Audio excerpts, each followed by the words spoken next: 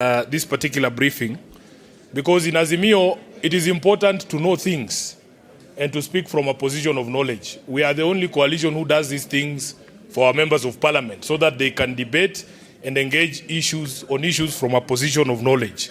You will not hear a member of Azimio saying they voted for something they didn't read.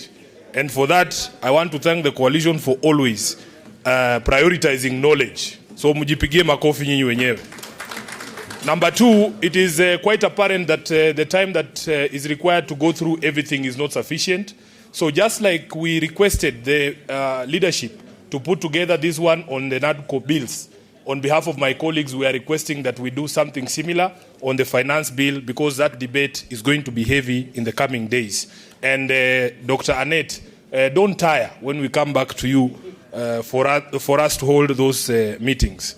I will just say that it is quite exhausting for good people when bad people are in power, because it is quite clear that these people have unending reservoirs of evil. Every single day you wake up and they've conjured another silly idea or just bad ideas. And they say that we in the opposition are required to push back on these things. What I don't understand is, why can't you just do the right thing? Why not do the right thing? Although they say that the price of democracy is a ton of vigilance, these ones are overworking us by every single day waking up with dumb ideas, with bad ideas, with very diabolic ideas. If you sleep and dream, your only dreams are how to make life even more difficult for Kenyans. Which other areas can you impart some pain on Kenyans until you get to the place where you are thinking of imposing taxation on bread and on motor vehicles, which are overtaxed in the first place? I think these people, we must give it to them.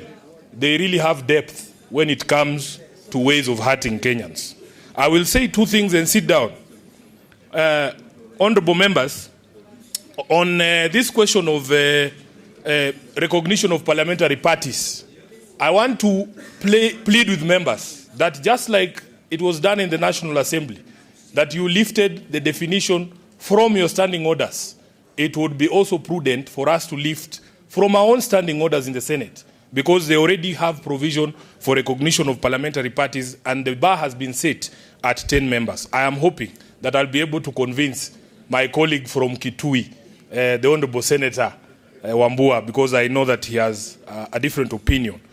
Honorable members, lastly, on the political parties funding, I want to say, as SG of ODM, that I am aware that, in fact, the last time we had a PG, Honorable Kalonzo Musyoka, if you remember, the Honorable Mulu, I think he's called, Makali Mulu, gave a briefing, and he had told us that at that particular point there was a proposal to return the 1.4 billion shillings for political party funding that had been in the previous budget.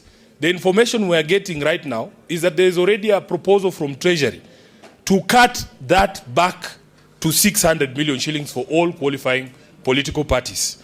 So for me, really, the regret is that we did not take advantage of this process to ring-fence political party funding, because the idea by this regime is to cripple us. I can ascertain here that all our programs at the party have ground to a halt.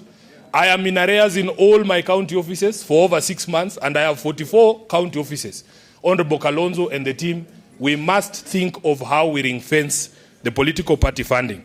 Lastly, on the division of revenue, I want to speak on behalf of the Senate and tell members of the Azimio coalition in the National Assembly, we were extremely proud of the position you took on this matter when the debate came to the floor of the House. We in the Senate can see light at the end of the tunnel, because for the first time, this matter is not being debated as a matter pitting the Senate against the National Assembly.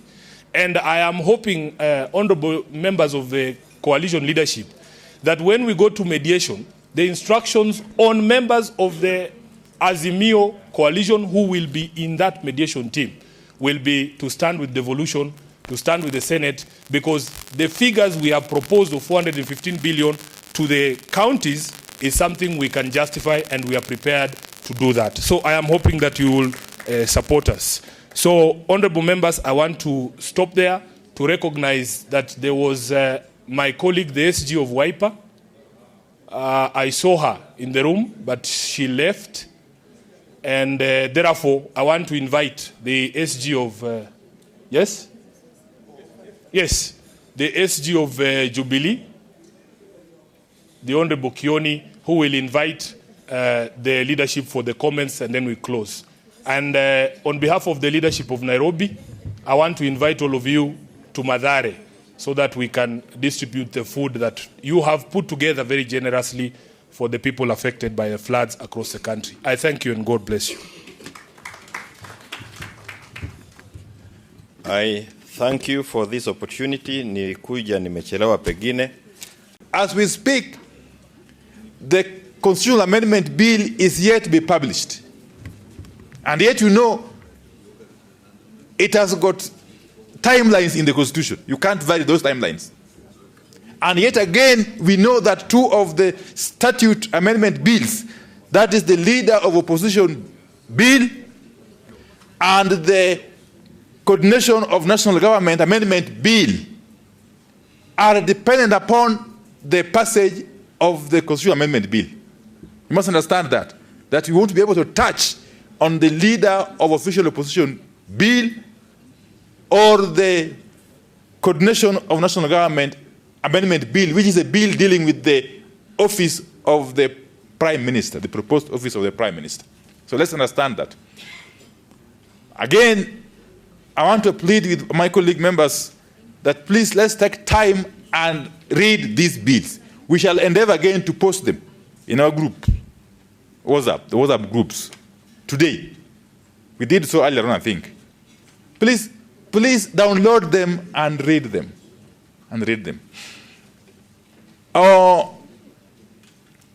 The entrenchment of funds, there are only 3 funds that we are entrenching in the Constitution, for clarification, for clarity.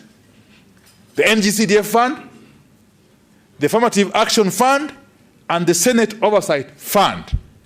The World Development Fund is not being entrenched in the Constitution because we realized during NADCO proceedings that there's already a clause in the Constitution that provides for such funds at the counties.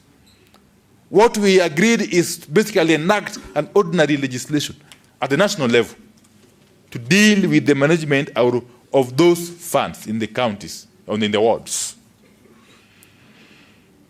The IEBC, I agree on the issue of the political parties amendment bill. The proposed commission, I agree with the members who have spoken before me. We shall have to align it, to realign it rather, so that either of the chair or vice comes from the two coalitions.